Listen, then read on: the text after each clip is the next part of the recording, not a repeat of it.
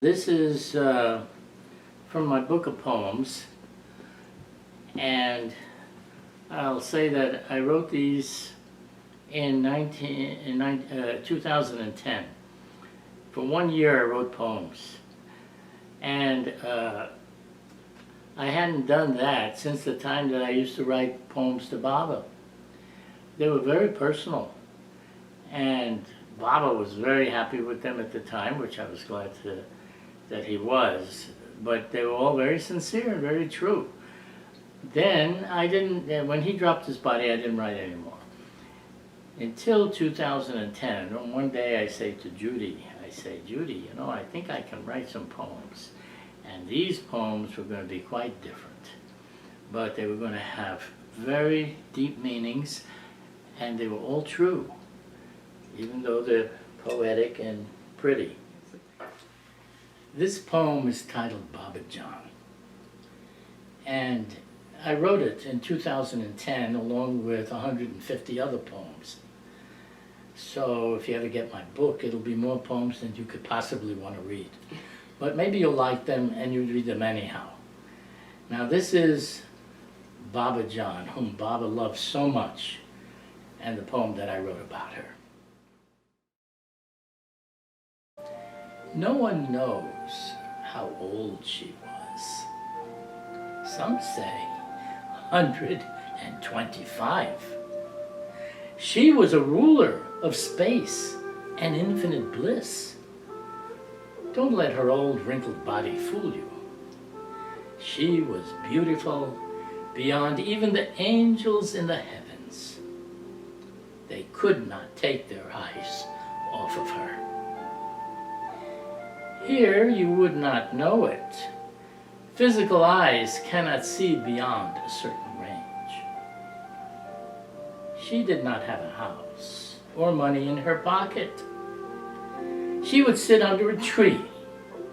It mattered not to her if it rained or how hot or cold it would get. Local people thought she was a saint, but she was not, and never claimed to be. She was much greater. She could transform a boy into an avatar.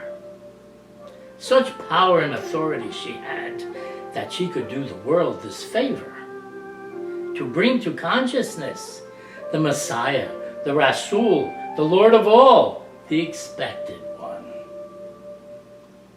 In that frail container of her body beat the infinite love and power of the soul that could do such a thing.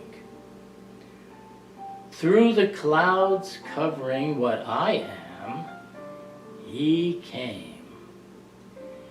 You entered the dreams of men and angels to reveal what is more beautiful than any dream ever could be. Then one day the news came. A rogue had died. He was a drunkard, gambler, relishing his every vice. But if anyone said anything against his beloved Baba John, he would rise up. Who are you? You know nothing about her. You are like me, unworthy of the dust of her feet. Yet you laugh. No one could speak against her in his presence. He would bring his low-life friends to sit with her under her tree. But today she called a taxi. Drive, she said. So he drove, not knowing where. Suddenly the car stopped. It would not go. She got out of the car and sat on the stoop. It was the house of the dead man. It is said he had a very grim and ugly look on his face, like the depraved life he led. But now the Lord of Love, who he would defend to his death, came to defend him from his sins. They say his face began to relax into a quiet smile.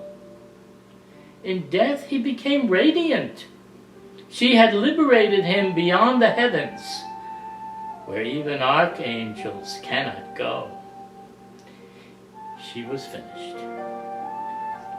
Suddenly the taxi was working, and so she went back to her seat under the tree. Of the boy who became the avatar, she exclaimed, "This child is now capable of moving the whole world at a sign from his finger." Dearest Babajan, were it not for this boy and the tales he told of you, who would know of you today? Who would visit your tomb at your tree? Or know the great deeds you did in your life? But most of all, who would know who you really are?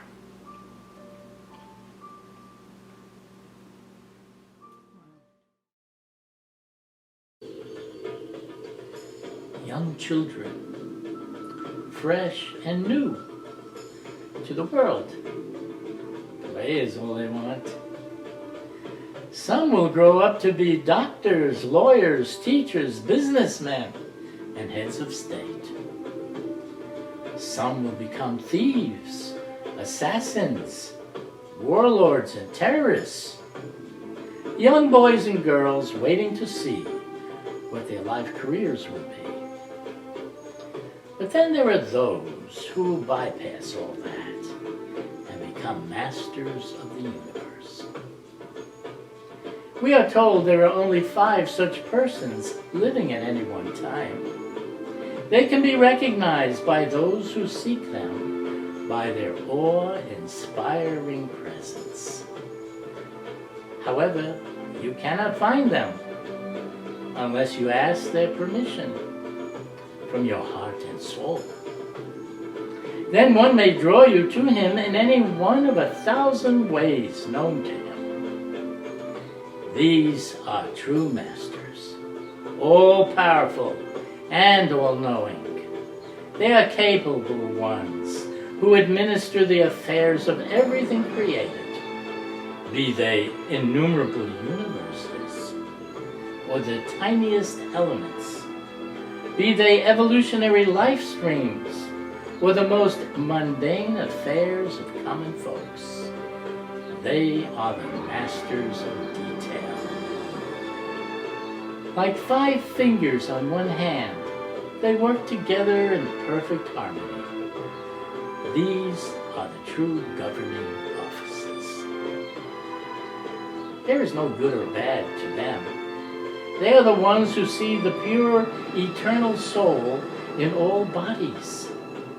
They see through your lives and deaths to the truth of your being. They know what to do to make you see what you are. Now it was my turn. How could I meet such a one? So I called out from the depths of my mind and soul, there must be someone who can show me what I want. This was the 20th century, not the time of Moses, Jesus, Muhammad, or Buddha. Who would hear this call? Was there anyone in this age that I could meet? Someone to show me? I did not know about the 5. I did not know my call reached their ears. But now it's also the time of the Avatar. So they passed the call to him. He was the 5 in 1. He was from the everything and the nothing, beyond creation and in the created. He was the master of masters. He was the one that took all 5 perfect masters to bring down. He was empowered to do a special work that not even the 5 could do. I was just a young boy who liked to play, that now wanted to know what no school teaches, that only the one behind the many could show me. As my fate would have it, the time came that I stood before him. What a day that was. The Lord himself embraced me in his arms. He kissed me on both cheeks. He said, walk with me. Stay close. 100 people were walking behind him. It was my time. I was walking next to him. 3 times someone would come between us. He would stop. Everyone would stop. He would reach over and pull me next to him. He would continue to walk. Someone took a home movie of this. He told me, you were sent to me by another master. Now you know all you need to know. I learned something that day. He said it before since the beginning of time, in every Advent. No one understands me until they understand me as infinite love.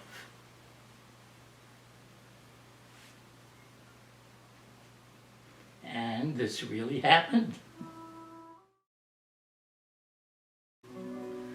I always wondered what was at the end of the rainbow.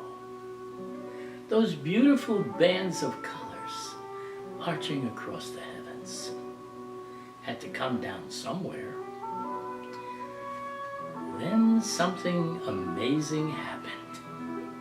This rainbow came down from the sky right in front of me. What could this mean? It is written that after the flood you created the rainbow to be a sign of your promise that you would never flood the world again. Legend says there is a pot of gold at rainbow's end, but now I know that you were showing me your treasure is in myself.